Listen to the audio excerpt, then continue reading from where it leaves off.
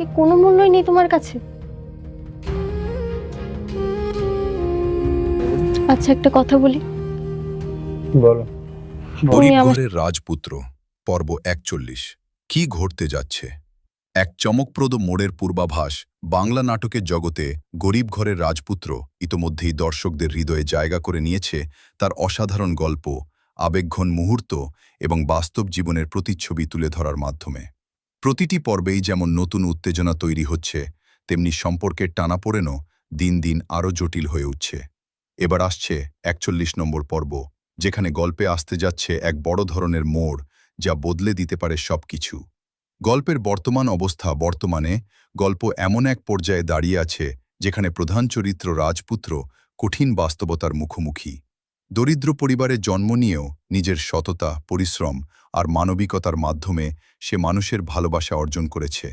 কিন্তু তার জীবনের সবচেয়ে বড় চ্যালেঞ্জ এখন সামনে। তার পরিচয়, তার ভালোবাসা এবং তার ভবিষ্যৎ সবকিছুই ঝুঁকির মুখে। অন্যদিকে ধনী পরিবারের মেয়ে যার সাথে রাজপুত্রের সম্পর্ক গড়ে উঠেছে, সে এখন দ্বিধায় ভুগছে। পরিবার, সমাজ এবং নিজের ভালোবাসার মধ্যে সে আটকে গেছে।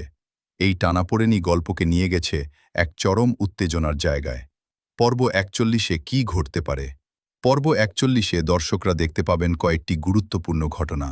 প্রথমত, রাজপুত্রের জীবনে আসতে পারে এক বড় সত্যের প্রকাশ। এতদিন যে গোপন তথ্য লুকিয়েছিল তা হয়তো এবার প্রকাশ পেতে চলেছে। এই সত্য তার জীবনের গতিপথ পুরোপুরি বদলে দিতে পারে।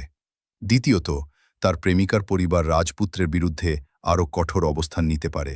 তারা হয়তো এমন কিছু সিদ্ধান্ত নেবে যা এই সম্পর্ককে ভেঙে দেওয়ার জন্য যথেষ্ট। তৃতীয়ত, রাজপুত্রের নিজের পরিবারও নতুন এক সমস্যায় পড়তে পারে।